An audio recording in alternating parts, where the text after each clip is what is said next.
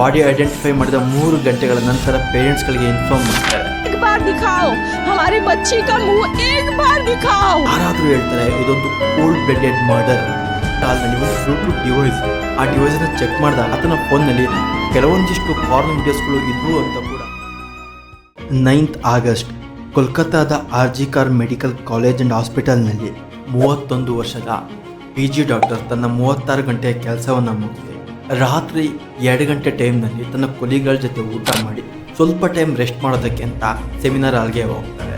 ಬೆಳಗಿನ ಜಾವ 4 ಗಂಟೆಗೆ ಒಬ್ಬ ವ್ಯಕ್ತಿ ಆ ಸೆಮಿನಾರ್ ಹಾಲ್ಗೆ ಎಂಟ್ರಿ ಆಗ್ತದೆ. ಆತ ಆ ಡಾಕ್ಟರ್ನ ಮೇಲೆ ಫಿಸಿಕಲ್ ಅಸಾಲ್ಟ್ ಮಾಡಿ ಆಕೆಯನ್ನು ಕೊಲೆ ಮಾಡಿ ಏನೂ ಆಗಿಲ್ಲ ಅಂತ ಸಿಂಪಲ್ ಆಗಿ ಮನೆಗೆ ಹೋಗ್ಬಿಟ್ಟು ಮಲಿಕೊಂಡ್ಬಿಡ್ತಾರೆ. ಬೆಳಗ್ಗೆ 7 ಗಂಟೆ 7:30 ಟೈಮ್ನಲ್ಲಿ ಆ ಬಾಡಿಯನ್ನು ಐಡೆಂಟಿಫೈ ಮಾಡ್ತಾರೆ. ಆ್ಯಂಡ್ ಬಾಡಿ ಐಡೆಂಟಿಫೈ ಮಾಡಿದ 3 ಗಂಟೆಗಳ ನಂತರ ಪೇರೆಂಟ್ಸ್ಗಳಿಗೆ ಇನ್ಫಾರ್ಮ್ ಮಾಡ್ತಾರೆ. ಪೇರೆಂಟ್ಸ್ಗಳು ಹಾಸ್ಪಿಟಲ್ಗೆ ಬಂದರೆ ಅವರನ್ನು ಸೆಮಿನಾರ್ ಹಾಲ್ನ ಆಚೆ 3 ಗಂಟೆಗಳ ಕಾಲ ಮತ್ತೆ ವೆಯ್ಟ್ ಮಾಡಿಸ್ತಾರೆ. वहाँ हमको 3 घंटा खड़े रखा.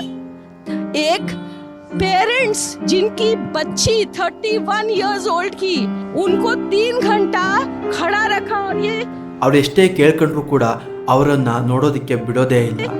हाथ जोड़ती रही माँ बाप, हाथ जोड़ते रहे, हमें एक बार दिखाओ हमारी बच्ची का मुंह, एक बार दिखाओ. 3 ಗಂಟೆಗಳ ನಂತರ ಅವರನ್ನು ಬಾಡಿ ನೋಡೋದಕ್ಕೆ ಬಿಡ್ತಾರೆ. ಸ್ನೇಹಿತರೆ, ನಿಜವಾಗ್ಲೂ ಆ ಬಾಡಿ ಯಾವ ಸ್ಥಿತಿಯಲ್ಲಿತ್ತು ಅಂದರೆ ಆ ಡಾಕ್ಟರ್ನ ಮೇಲೆ ಯಾವುದೇ ಬಟ್ಟೆ ಕೂಡ ಇರಲಿಲ್ಲ. ಬಾಡಿ ಮೇಲೆ ಮಲ್ಟಿಪಲ್ ಇಂಜುರೀಸ್ಗಳಾಗಿದ್ವು. ಜೊತೆಗೆ ಆಕೆಯ ಕಣ್ಣು, ಬಾಯಿ ಹಾಗೂ ಪ್ರೈವೇಟ್ ಪಾರ್ಟ್ಗಳಿಂದ ಬ್ಲೀಡಿಂಗ್ ಆಗ್ತಿತ್ತು. ಆ ಬಾಡಿಯನ್ನು ನೋಡಿದಂಥ ಯಾರಾದರೂ ಹೇಳ್ತಾರೆ ಇದೊಂದು ಕೋಲ್ಡ್ ಬ್ಲಡೆಡ್ ಮರ್ಡರ್ ಅಂತ. ಆದರೂ ಕೂಡ ಹಾಸ್ಪಿಟಲ್ ಇದನ್ನು ಸೂಸೈಡ್ ಅಂತ ಫ್ರೇಮ್ ಆದರೂ ಯಾಕೆ ಮಾಡ್ತು? ಆ್ಯಂಡ್ ಆ ಕೇಸನ್ನು ರಾತ್ರಿ ಮುಚ್ಚಾಗೋಕ್ಕೆ ಯಾಕೆ ಟ್ರೈ ಮಾಡ್ತು? मेरा बदनामी हो रहा है सोशल मीडिया में, मेरा मुख में कुछ भी बोली जा रहा है. इसके कारण सर एक ये जो लड़की का डेथ हुआ डॉक्टर, ये लड़की मेरा लड़की जैसा है. एक पेरेंट्स होने का नाते मैं रेजिग्नेशन देना. ಆ ಕಾಲೇಜ್ನ ಪ್ರಿನ್ಸಿಪಲ್ ಯಾವುದೇ ಅಟಾಪ್ಸಿ ಮಾಡಿದೆ ಆ್ಯಂಡ್ ಯಾವುದೇ ಇನ್ವೆಸ್ಟಿಗೇಷನ್ ಮಾಡಿದೆ ಡೈರೆಕ್ಟಾಗಿ ಇದೊಂದು ಸೂಸೈಡ್ ಅಂತ ಜಡ್ಜ್ಮೆಂಟ್ ಕೊಡ್ತಾರೆ. ಹಾಗಾದರೆ ನಿಜವಾಗ್ಲೂ ಹಾಸ್ಪಿಟಲಿಂದ ಯಾರಾದರೂ ಅವನಿಗೆ ಸಹಾಯ ಮಾಡಿದ್ರಾ? ಹಾಸ್ಪಿಟಲ್ ಈ ಕೇಸನ್ನು ಮುಚ್ಚಾಕೋದಕ್ಕೆ ತುಂಬಾ ಟ್ರೈ ಮಾಡುತ್ತೆ. ಆದರೆ ಈ ವಿಷಯ ಎಲ್ಲ ಕಡೆ ಬೇಗ ಸ್ಪ್ರೆಡ್ ಆಗುತ್ತೆ. ಸೋಷಿಯಲ್ ಮೀಡಿಯಾದಲ್ಲಿ ಟ್ರೆಂಡ್ ಆಗುತ್ತೆ ಆ್ಯಂಡ್ ಡಾಕ್ಟರ್ಗಳು ಪ್ರೊಟೆಸ್ಟ್ ಮಾಡೋದಕ್ಕೆ ಟ್ರೈ ಮಾಡ್ತಾರೆ. ಆ್ಯಂಡ್ ಆಲ್ ಓವರ್ ಇಂಡಿಯಾ ಈ ವಿಷಯ ಸ್ಪ್ರೆಡ್ ಆಗೋಗುತ್ತೆ. Arrest and allegations after the horrific rape and murder of a second-year postgraduate trainee doctor on the hospital. ಯಾವಾಗ ಬಾಡಿ ಪೋಸ್ಟ್ ಮಾರ್ಟಮ್ ರಿಸಲ್ಟ್ ಬಂತು ಆಗ ಕನ್ಫರ್ಮ್ ಆಗುತ್ತೆ ಇದು ಸೂಸೈಡ್ ಅಲ್ಲ, ಒಂದು ಕೊಲೆ ಅಂತ. ಆಗ ಪೊಲೀಸರು ಇನ್ವೆಸ್ಟಿಗೇಷನ್ ಮಾಡೋದಕ್ಕೆ ಟ್ರೈ ಮಾಡಿದಾಗ CCTVಯಲ್ಲಿ ಸಿಕ್ಕಿದ್ದೆ ಈ ಸಂಜಯ್ ರಾಯ್. ಆ್ಯಂಡ್ ಆ ಒಂದು ಸೆಮಿನಾರ್ ಹಾಲ್ನಲ್ಲಿ ಒಂದು ಬ್ಲೂಟೂತ್ ಡಿವೈಸ್, ಆ ಡಿವೈಸನ್ನು ಚೆಕ್ ಮಾಡಿದಾಗ ಅದು ಸಂಜಯ್ ರಾಯ್ನ ಫೋನ್ಗೆ ಡೈರೆಕ್ಟಾಗಿ ಕನೆಕ್ಟ್ ಆಗುತ್ತೆ. ಸೊ ಪೊಲೀಸರು ಇಮಿಡಿಯೇಟ್ಲಿ ಆತನನ್ನು ಅರೆಸ್ಟ್ ಮಾಡ್ತಾರೆ. निकलता है फिर शराब पीता है, उसके बाद पॉर्न देखता है. ಇದು ಯಾವುದೇ ಹಾಸ್ಪಿಟಲ್ ಸ್ಟಾಫ್ ಅಲ್ಲ ಆ್ಯಂಡ್ ರೋಗಿ ಅಲ್ಲ ಆ್ಯಂಡ್ ಯಾರೇ ಸಂಬಂಧಿಕರಲ್ಲ. ಇದು ಒಬ್ಬ ಪೊಲೀಸ್ ಡಿಪಾರ್ಟ್ಮೆಂಟಲ್ಲಿರುವಂತಹ ಸಿವಿಲ್ ವಾಲಂಟಿಯರ್ ಅಂದರೆ ಪೊಲೀಸ್ಗಳಿಗೆ ಸಣ್ಣ ಪುಟ್ಟ ಕೆಲಸಗಳಲ್ಲಿ ಹೆಲ್ಪ್ ಮಾಡೋದು. ಈ ಸಂಜಯ್ ರಾಯ್ನ ಮೇಲೆ ಮೊದಲೇ 1-2 ಕೇಸ್ಗಳು ಇದ್ವು.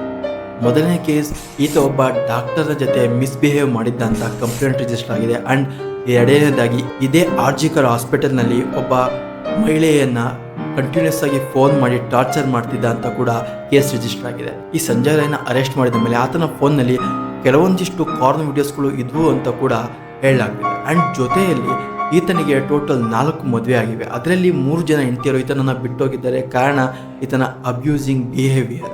ಆ್ಯಂಡ್ ಇನ್ನೊಬ್ಳು ಹೆಂಡತಿ ಕ್ಯಾನ್ಸರಿಂದ ಸತ್ತೋಗಿದ್ದಾರೆ.